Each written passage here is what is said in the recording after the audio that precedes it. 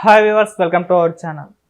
So Kapu నేతలతో నాగబాబు గారు secret meeting అయితే ఏర్పాటు చేశారు. మరి ఈ మీటింగ్ ఎందుకు ఇంత సీక్రెట్గానే ఏర్పాటు చేశారు? మరి ఈ మీటింగ్లో నాగబాబు గారు ఏం చెప్పుకుంటారో వాళ్ళకి. సో ఈ అంశం మీద డిస్కస్ చేయడానికి ప్రజెంట్ మనతో పాటు సీనియర్ జర్నలిస్ట్ జగదేవ్ గారు ఉన్నారు. వారితో ఒకసారి డిస్కస్ చేద్దాం.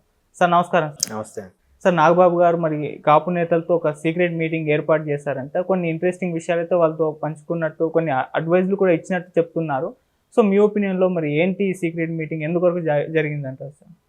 అంటే కాపు సామాజిక వర్గము రాష్ట్రంలో నాకు తెలిసి సుమారుగా 23%, 32%, సరిగ్గా ఫిగర్ గుర్తులేదు, అంత పర్సంటేజ్ ఉన్న కాపు సామాజిక వర్గం నుంచి ఎంతవరకు ఎవరు కూడా ముఖ్యమంత్రి లేదంటే ముఖ్యమంత్రిగా చలామణి అయ్యే స్థాయికి ఎవరు రాలే. అట్లీస్ట్ ఈ ముఖ్యమంత్రి అభ్యర్థిరా అనుకోవడానికి కూడా లేదు. చిరంజీవి గారు పిఆర్పి పెట్టినప్పుడు ఒక మోస్తరుగా అనుకున్నారేమో, బట్ అది ఏం జరిగిందో తెలియదు. మరీ దారుణంగా 18 సీట్లు ఎన్నో వచ్చాయి. తర్వాత ఆయన నడిపించలేకపోయారు. తర్వాత కాంగ్రెస్లో విలీనం చేశారు. ఆ స్టోరీ వేరు.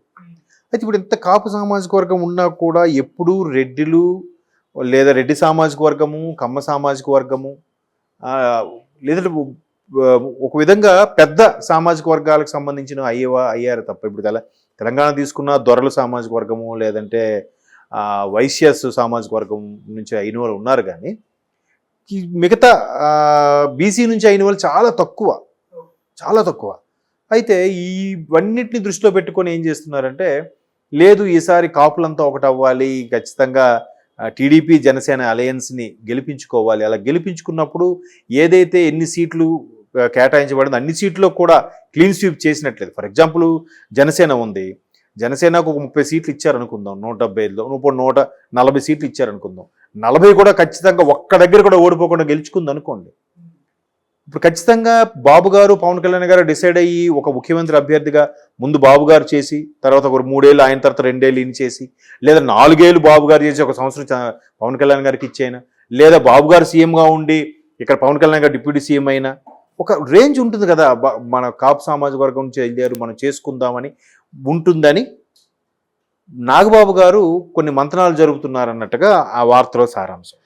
అయితే దీనికి ఎందుకు ఇప్పుడు మళ్ళీ దానికి సమావేశం అయ్యి ఏర్పరిచి, ఇంకా ఇలా టైం ఉంది కదా, ఇవిలో ఒక సమాయత్తం చేయొచ్చు కదా, ఇప్పటి నుంచి ఎందుకు జిల్లాల వారీగా స్టార్ట్ చేస్తున్నారంటే, అదే సామాజిక వర్గానికి చెందిన ముద్రగడ పద్మనాభం గారు పర్టికులర్గా కాపు సామాజిక వర్గానికి అన్యాయం జరిగింది, ఎవరూ పట్టించుకోవట్లేదు, వీళ్ళు పట్టించుకోవట్లేదు అన్నట్టుగా వార్త వినిపించినప్పటికీ, అదే ముద్రగడ పద్మనాభం గారు త్వరలో వైసీపీలో ఇప్పటికే చేరినట్టున్నారు. వైసీపీలో ఆయన వాళ్ళ అబ్బాయి కానీ పోటీ చేసే అవకాశం ఉందని కూడా వార్తలు వస్తున్నాయి. అంటే మళ్ళీ కాపు సామాజిక వర్గం నుంచి ఒక కీలకమైన నేత అటు వెళ్ళిపోతే ఇంకా చీలిపోయే అవకాశం ఉంది కదా. చీలిపోతే ఎవరికైనా ప్రాధాన్యత ఉంటుంది, ఎవరికైనా ఓటేస్తారు. నెక్స్ట్ భీమవరం లాంటి ఏరియాలో, గాజువాక లాంటి ఏరియాలో పవన్ కళ్యాణ్ 2 చోట్ల పోటీ చేసినా కూడా, ఈ 2 చోట్ల కూడా ఎంతో కొంత కాపు సామాజిక వర్గం ఎక్కువగా ఉన్న, ప్రబలంగా ఉన్న సామాజిక వర్గం అయినప్పటికీ కూడా ఆ నియోజకవర్గాల్లో 2 కూడా పవన్ కళ్యాణ్ గారు ఘోరంగా ఓడిపోయారుగా. సో అక్కడ కాపు సామాజిక వర్గం ఎంతవరకు సామాజిక వర్గానికి ప్రాధాన్యత ఇస్తుంది, మనిషికి ఇస్తుందా, పార్టీకి ఇస్తుందా, వ్యక్తిగతంగా చూస్తుందా, సామాజిక పరంగా చూస్తుందా అనేదే ఇప్పుడు క్వశ్చన్. సో వీటందరినీ సమాయత్తం చేయడానికి ఆయన ఏదో చేస్తున్నాడు ఆయన కదా. సో మరోవైపు అంటే అలా ప్రయత్నం చేయడం కూడా మంచిదే. మరోవైపు వీళ్ళు ఏం చేస్తున్నారు, వైసీపీ నుంచి వీళ్ళు మళ్ళీ జనసేన టీడీపీ కలవకూడదని ఉద్దేశంతో ఫుల్గా రెచ్చగొట్టారు. రెచ్చగొట్టడంతో 2 కలిసి, అసలు నిజంగా 2 కలిసి చేసింది వైసీపీ వాళ్ళే. ఇప్పుడు మళ్ళీ విడగొట్టాలని చూస్తున్నారు. విడిపోతే మళ్ళీ వీళ్ళు గెలుస్తారు కదా అని. ఎందుకు 2019 ఎలక్షన్లు బేస్ చేసుకొని, 2019లో ఏదైతే కౌంటింగ్ ఉందో దాన్ని బేస్ చేసుకొని, 2019లో సుమారుగా 60 స్థానాల వరకు కూడా జనసేన అలయన్స్ కాకపోవడం వల్ల టీడీపీ ఓడిపోయిందంట. 60 స్థానాల వరకు. 2 కలిసి మోస్తరుగా ఒక 2% కానీ ఓటింగ్ పెంచుకోగలిగితే 2019లో టీడీపీ వచ్చి ఉండేదిగా కదా. టీడీపీకి అప్పుడు 2019లో ఒక మైనస్ అయింది, అలాగే 2009లో కూడా మైనస్ అయింది. 2009లో రెండోసారి రాజశేఖర రెడ్డి గారు సీఎం అవడానికి ప్రధాన కారణం అప్పటి పీఆర్పీ కదా.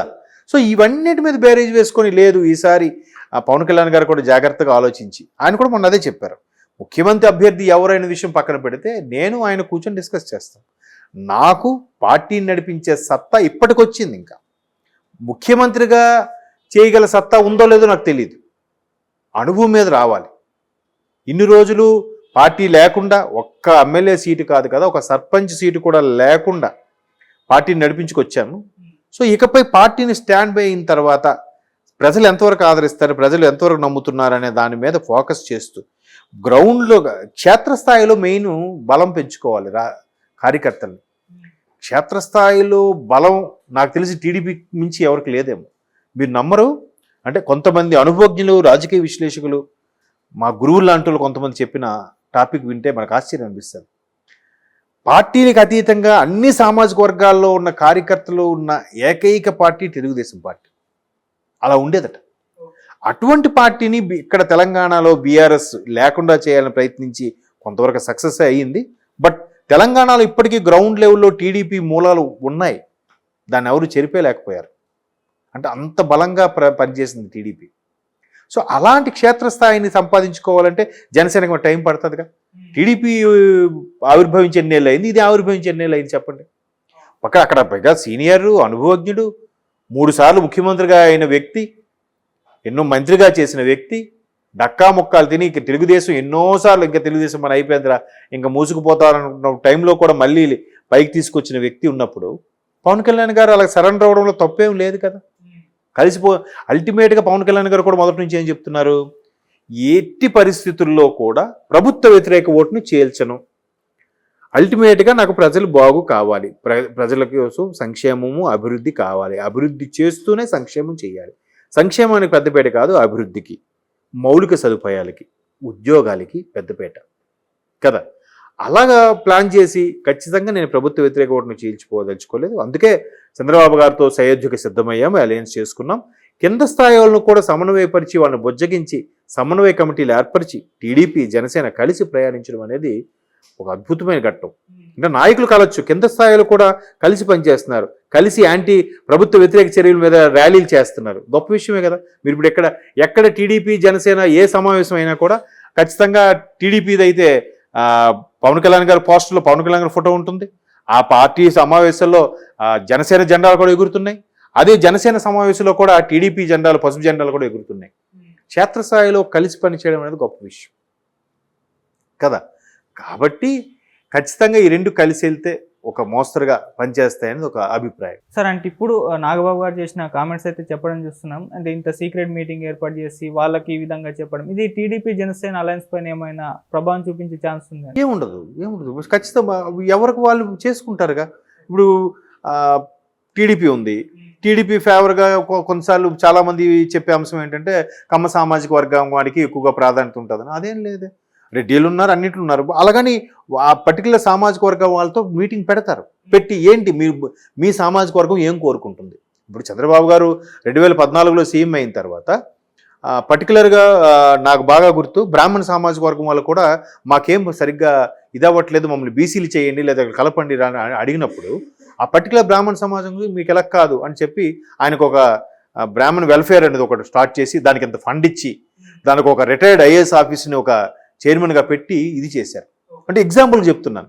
అలాగే చాలా సామాజిక వర్గాలకు కూడా వాటికి ఒక కమిటీ వేసి వాళ్ళకు ఒక కమిటీలాగా పెట్టేసి ఓకే వాళ్ళకు ఒక చైర్మన్ లేదంటే ఒక రిటైర్డ్ ఐఏఎస్ ఆఫీసర్ని వాటికి చైర్మన్గా పెట్టి దాని బాగోగులు దానికి ఫండ్ ఇవ్వడం, బీసీలకు కాకుండా ఇలా ఫండ్ ఇవ్వడం వల్ల దానికి ఒక వెబ్సైట్ చేయడం వల్ల చాలా యూస్ఫుల్గా ఉంటుందని. నేను పర్టికులర్గా బ్రాహ్మణది ఎందుకు చెప్పానంటే నేను మిత్రులు కొంతమందిని చూశాను.